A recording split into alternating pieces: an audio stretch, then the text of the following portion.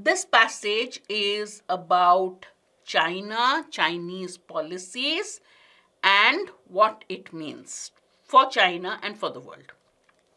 Let me quickly read the passage and summarize it for you.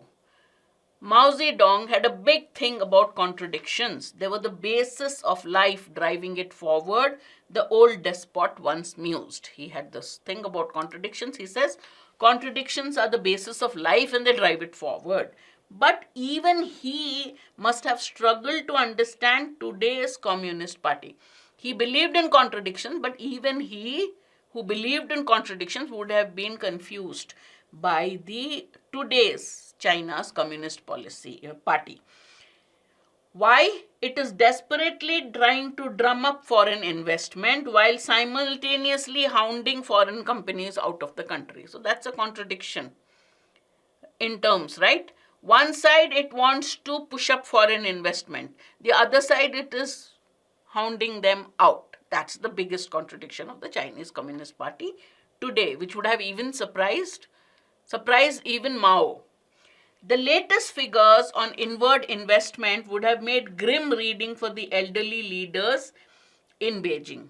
Okay, when you read the latest figures on inward investment, what is the investment, foreign investment in China? It's pretty bad. Foreign investments fell to $20 billion in the first quarter of 2023 compared to $100 billion over the same time last year, according to the research firm Rhodium Group. This comes as the economic recovery following China's reopening after COVID-19 is rapidly running out of steam. So look at the bad news. One, foreign investment fell.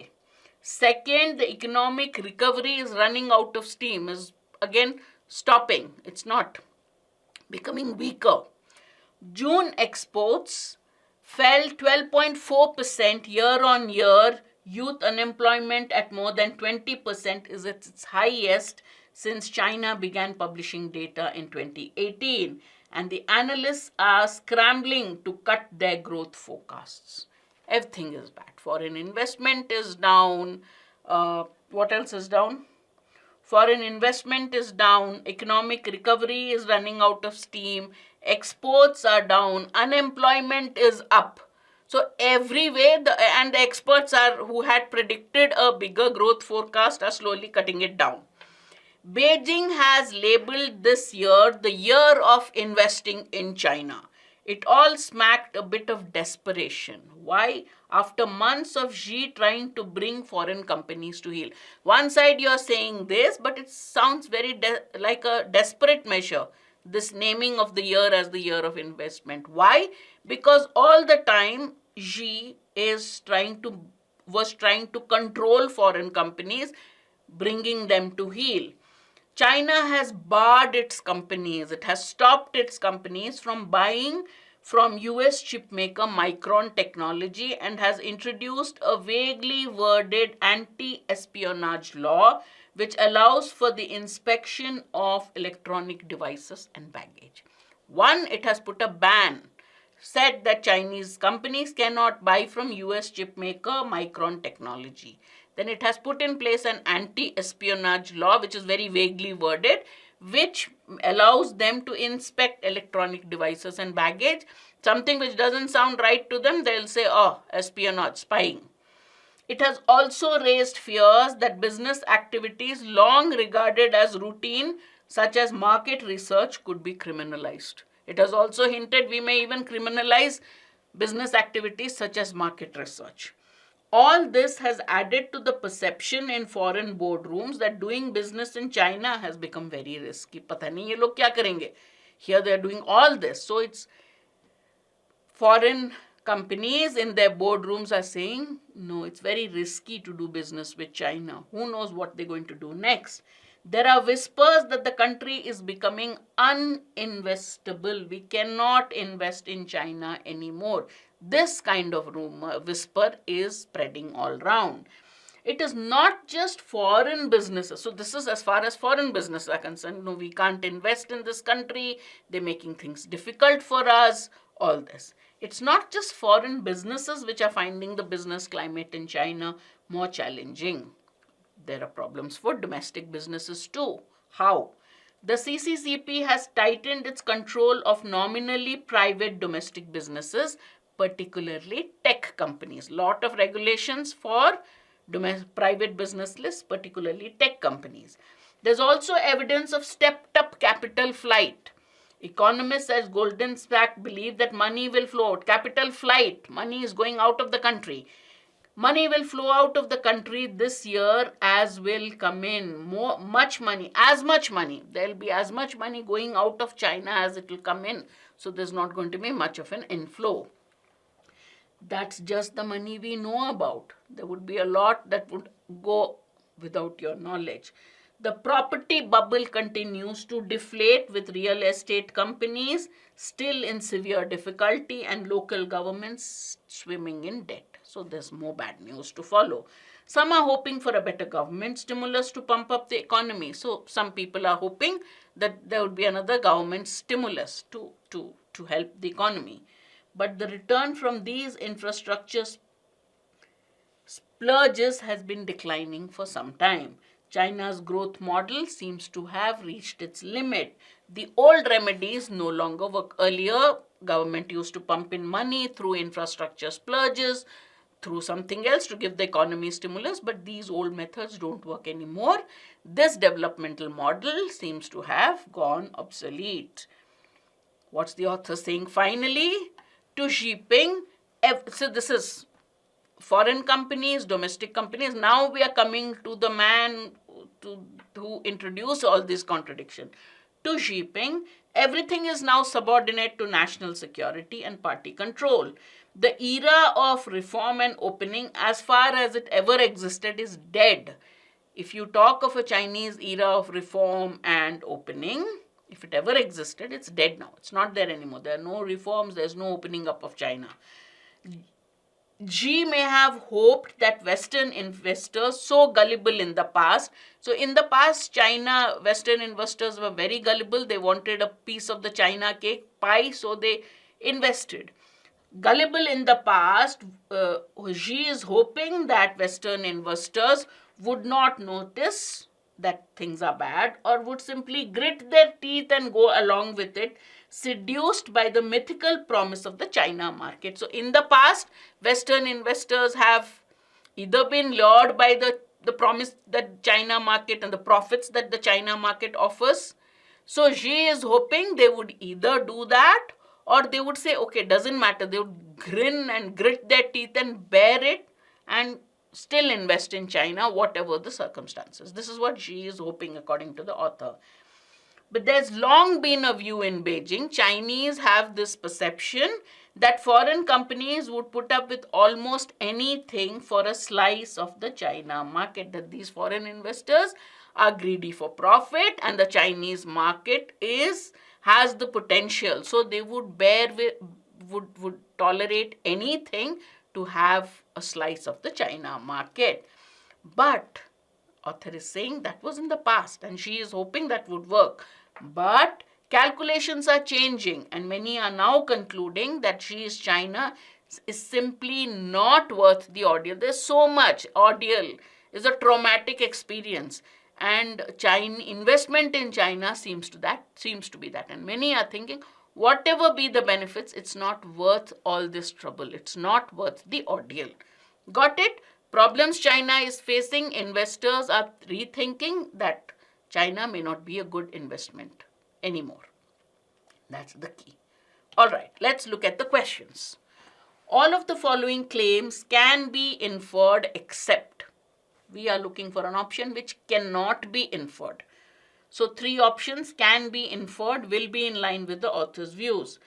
China's emphasis on national security is reaping rewards in terms of an economic windfall. What does it mean? Its emphasis on national security is giving it huge benefits. In terms of an economic windfall, it's won an economic lottery. Opposite of what the author has said, that the policies are working against China, money is flying out, investors are not interested, they are afraid of investing in China. So A cannot be inferred. That's the answer. But let's quickly look at B, C, and D. The business climate in China is no longer attractive for investment. Yes, we can infer this. China's policies are leading to a potential economic destruction. Yes, it's hounding out foreign businesses. It's making life difficult for the present businesses. Everything is in shambles. So we can infer that through its policies of chasing away foreign investors, making life difficult for local companies, and with all the bad things that are happening to the economy now, it is going to face a challenging time. So that can be inferred. National security and party control are paramount in China. So Xi believes that he is the leader, so that is of ultimate importance. So B, C, and D can be inferred. A cannot be inferred. So the correct answer is A. All right, next one. Which one of the following statements best reflects the main argument of the concluding paragraph of the passage? So let's quickly go back to the concluding paragraph of the passage. This is the last paragraph. Read it. Have your conclusion ready before we look at the options. To Xi Jinping, everything is now subordinate to national security and party control. The era of reform and opening is dead. Xi may have hoped that Western investors, so gullible in the past, would not notice, seduced by the promise of the China market. There is a view in China that in the past that foreign companies would put up with anything because they want a piece of the Chinese market. But calculations are changing. People are now coming to the conclusion that investment in China is not worth the trouble, not worth the ordeal, right? So which one is it? Foreign companies have finally realized that everything is subordinate to national interest in China. To Xi it is, to the Chinese it is. Nothing has been said about foreign companies realizing that. China cannot deceive the people and the world about the government's agenda. It only said China is hoping that the foreign investors would not notice, or even if they did, would not bother about it, would put up with it, because they still want a piece of the Chinese market. That does not mean that it has deceived somebody. Investors are very cautious about investing in view of the numerous challenges. Yes, they are hesitant. They are concluding it's not worth it. So they're very cautious. They are almost reluctant to invest in China. So C reflects the main point of the concluding paragraph. The lure of the Chinese market overshadows economic challenges. Actually, it's the other way around. The fear of the economic risks versus the lure of the thing, the fear is now more in the idea. The risks are more, the investors are more concerned about the risks than they are about the profits in the China market. So they're thinking it's not worth it. All right. So the correct answer is C. Which one of the following statements contradicts the arguments of the passage? So it will go against the main point of the passage or against one of the main points made in any of the paragraphs. China's economy needs comprehensive economic policies and structural reforms to secure inclusive growth. Basically, the author is saying China's economy is not doing well. So this would not go against that. It would say, okay, it's having problems, so it needs to be, something needs to be done about it, right? So why would it go against the argument of the passage? Despite facing significant economic challenges, China is expected to contribute a third of global growth this year. Now, what did the author say? China's economy is on the verge of implosion. Everything is going wrong. Investors are worried investors are reluctant because they say it's not worth it. So the author draws a very negative, dismal picture of the Chinese economy. Now B is drawing a positive aspect of China's economy when it says, yeah, economic challenges are there, but China is still expected to grow and contribute a third to the global growth. So it's still going to be 1/3 of the economic growth of the world is China. So this is going against the author's argument that China is Despite all these challenges, it's still going to grow and it's going to contribute to global growth. Let's quickly look at CND.